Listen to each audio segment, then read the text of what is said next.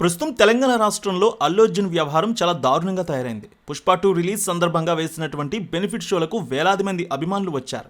హైదరాబాద్లోని సంధ్యా థియేటర్కు అభిమానుల తాకిడి పెరిగింది. ఈ క్రమంలో అదే థియేటర్కు అల్లు అర్జున్ తన ఫ్యామిలీతో సినిమా చూడడానికి వచ్చారు. ఇక మరింత క్రౌడ్ పెరిగింది ఆ రోజు. ఈ సందర్భంగా జరిగినటువంటి తొక్కిసలాట్లో రేవతి అనే మహిళ అక్కడికక్కడే మరణించారు. ఆమె కొడుకు శ్రీతేజ్ తీవ్రంగా గాయాల పాలై కిమ్స్ హాస్పిటల్లో ట్రీట్మెంట్ పొందుతున్నారు. దీంతో తెలంగాణ గవర్నమెంట్ సంధ్యా థియేటర్ అల్లు అర్జున్పై కేసు నమోదు చేసింది.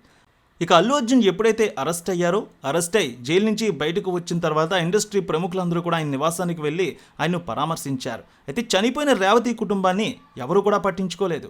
హాస్పిటల్లో ఉన్న అబ్బాయిని కూడా చూడడానికి ఎవరూ ముందుకు రాలేదు. దీంతో కోపం వచ్చిన సీఎం రేవంత్ రెడ్డి అసెంబ్లీ వేదికగా ఎవరైనా సరే చట్టం ముందు సమానులే అంటూ తెలియజేశారు. చనిపోయిన రేవతి కుటుంబాన్ని ఎవరూ పరామర్శించలేదు కానీ పేదల ప్రాణాలంటే లెక్కలేదంటూ విమర్శలు చేశారు. దీంతో రాష్ట్ర వ్యాప్తంగా అల్లు అర్జున్కు వ్యతిరేక పవనాలు వీస్తున్నాయి. అంతేకాదు సీఎం రేవంత్ రెడ్డి మాట్లాడిన తర్వాత కొన్ని గంటల్లోనే అల్లు అర్జున్ ప్రెస్ మీట్ నిర్వహించారు. తనకు పోలీసులు ఎలాంటి సమాచారం ఇవ్వలేదని, అక్కడ ఆమె చనిపోయిన విషయం కూడా తర్వాత రోజు ఉదయం నాకు తెలిసిందంటూ అల్లు అర్జున్ కూడా ప్రెస్ మీట్లో తెలియజేశారు. అయితే పోలీసులు దీన్ని ఖండించారు.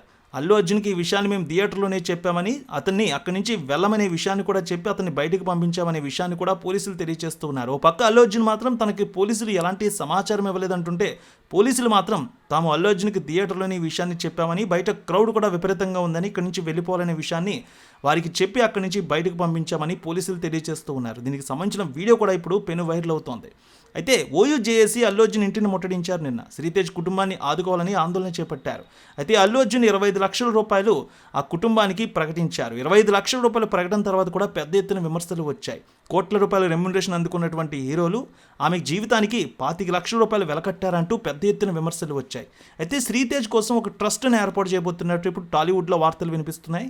సుకుమార్, మైత్రి మూవీ మేకర్స్, అలాగే బన్నీ వీరందరూ కలిసి సుమారు 2 కోట్ల రూపాయల పైగా ట్రస్ట్లో జమ చేసి ఆ మొత్తాన్ని అతని వైద్య ఖర్చులకి, అలాగే ఫ్యూచర్లో అతనికి ఏ అవసరాలు ఉన్నా ఉపయోగించుకునే విధంగా ఆ ట్రస్ట్ డబ్బులు ఇవ్వబోతున్నట్టు తెలుస్తోంది. అయితే ఈ వార్త అయితే ఇప్పుడు పెను వైరల్ అవుతోంది.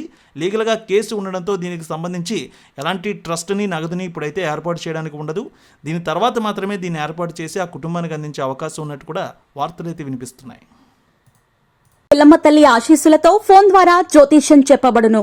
గురూజీ శ్రీనివాసరాజు జ్యోతిష్యంలో అపారమైన అనుభవం ఉన్న గురువు గారు మీకు ఏ సమస్య ఉన్నా పరిష్కారం చూపుతారు. ప్రేమ, పెళ్లి, విదేశీయానం, ఆరోగ్య సమస్యలు, ఆర్థిక ఇబ్బందులు, వాస్తు, దాంపత్య సమస్యలు, కుటుంబ కలహాలు, వ్యాపార సమస్యలు ఇలా అన్నింటికీ పరిష్కారం చూపబడును. మీరు ఫోన్ ద్వారా లేదా వాట్సాప్ ద్వారా గురూజీని కాంటాక్ట్ అవ్వచ్చు. మీ డేట్ ఆఫ్ బర్త్, మీ ఫోటో బట్టి జ్యోతిష్యం చెప్పబడును. మీరు ఎక్కడెక్కడో జ్యోతిష్యం చేపించుకొని నిరాశలో ఉన్నారా? ఒకసారి ఈ గురువు గారిని సంప్రదించండి. మీ సమస్యకు పరిష్కారం పొందండి. Cell number 7098888511